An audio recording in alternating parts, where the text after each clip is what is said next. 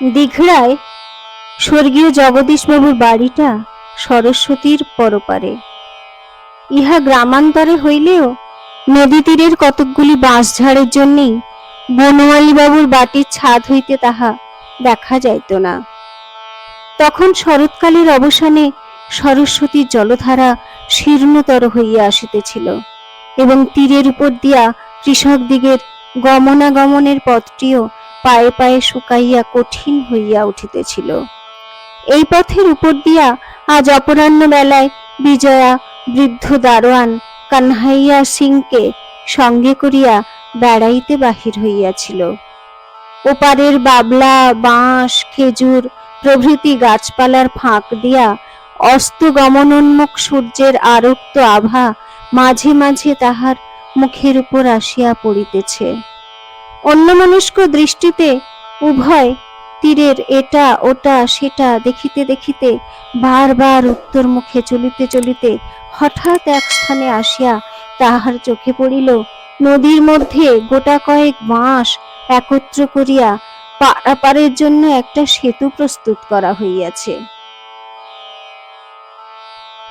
এইটি ভালো করিয়া দেখিবার জন্য বিজয়া জলের ধারে আসিয়া দাঁড়াইতে দেখিতে পাইল অনতি দূরে বসিয়া একজন অত্যন্ত নিবিষ্ট চিত্তে মাছ ধরিতেছে। সাড়া পাইয়া লোকটি মুখ তুলিয়া নমস্কার করিল। ঠিক সেই সময়ে বিজয়ার মুখের উপর সূর্যরশ্মি আসিয়া পড়িল কিনা জানি না, কিন্তু চোখাচোখি হইবা মাত্রই তাহার গৌরবর্ণ মুখখানি একেবারে যেন রাঙা হইয়া গেল। যে মাছ ধরিতেছিল সে পূর্ণবাবুর সেই ভাগিনেয়টি, যে সেদিন মামার হইয়া তাহার কাছে দরবার করিতে আসিয়াছিল। বিজয়া প্রতি নমস্কার করিতেই সে কাছে আসিয়া হাসি মুখে কহিল, বিকেলবেলা একটুখানি বেড়াবার পক্ষে নদীর ধারটা মন্দ জায়গা নয় বটে, কিন্তু এই সময়টা ম্যালেরিয়ার ভয়ও কম নেই। এ বুঝি আপনাকে কেউ সাবধান করে দেয়নি? বিজয়া ঘাড় নাড়িয়া কহিল, না, এবং পরক্ষণে আত্মসংবরণ করিয়া লইয়া মৃদু হাসিয়া বলিল, কিন্তু ম্যালেরিয়া তো লোক চিনে ধরে না। আমি তো বরং না জেনে এসেছি। আপনি যে জেনে শুনে জলের ধারে বসে আছেন, কই দেখি কি মাছ ধরলেন? লোকটি হাসিয়া কহিল, পুঁটি মাছ, কিন্তু 2 ঘন্টা মাত্র 2টি পেয়েছি, মজুরি পোষায়নি। কিন্তু কি করি বলুন, আপনার মতো আমিও প্রায় বিদেশি বললেই হয়। বাইরে বাইরে দিন কেটেছে, প্রায় কারুর সঙ্গেই তেমন আলাপ পরিচয় নেই, কিন্তু বিকেলটা তো যা করে হোক কাটাতে হবে।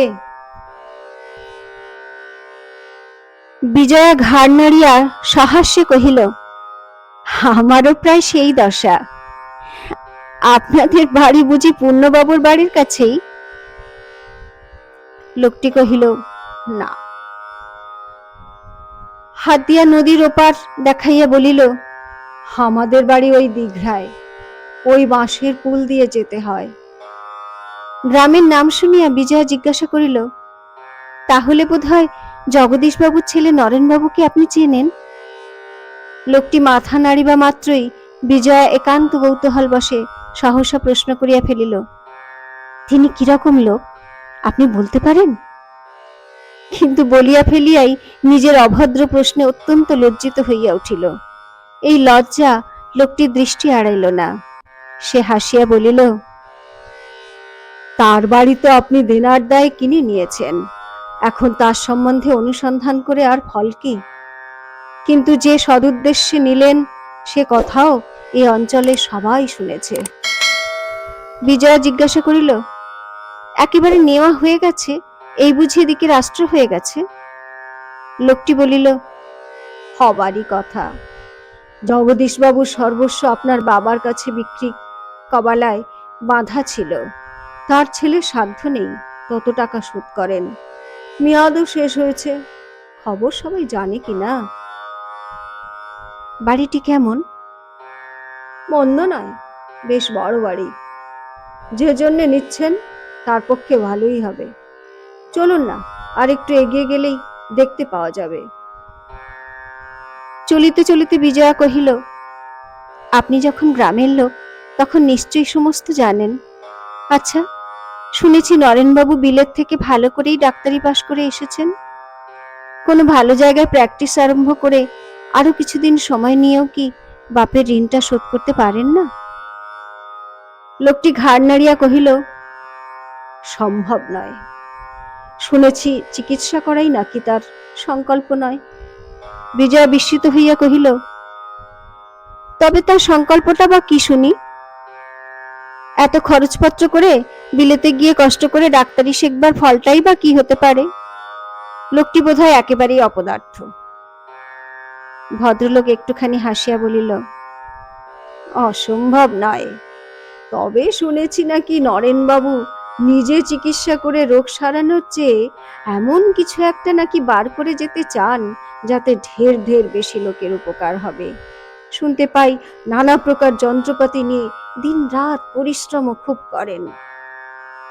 বিজয়া চকিত হইয়া বলিল, সে তো ঢের বড় কথা, কিন্তু তার বাড়ি ঘরদোর গেলে কি করে এসব করবেন? তখন তো রোজগার করা চাই। আচ্ছা, আপনি তো নিশ্চয়ই বলতে পারবেন বিলেত যাওয়ার জন্যে এখানকার লোকে তাকে এক ঘরে করে রেখেছে কিনা?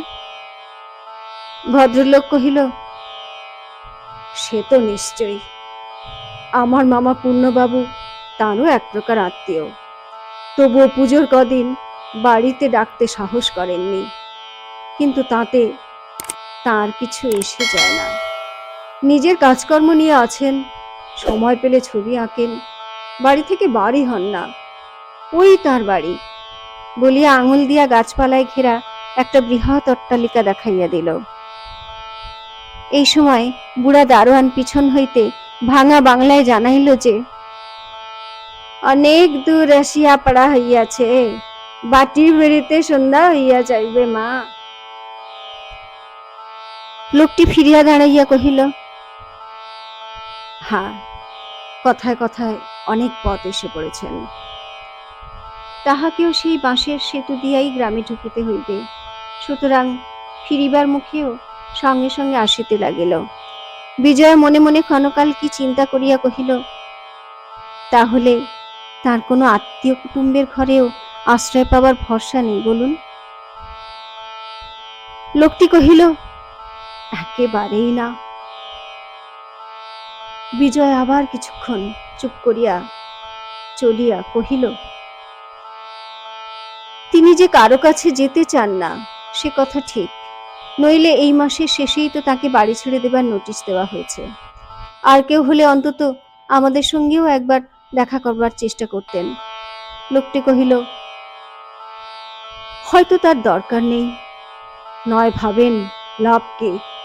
আপনি তো আর সত্যিই তাকে বাড়িতে থাকতে দিতে পারবেন না।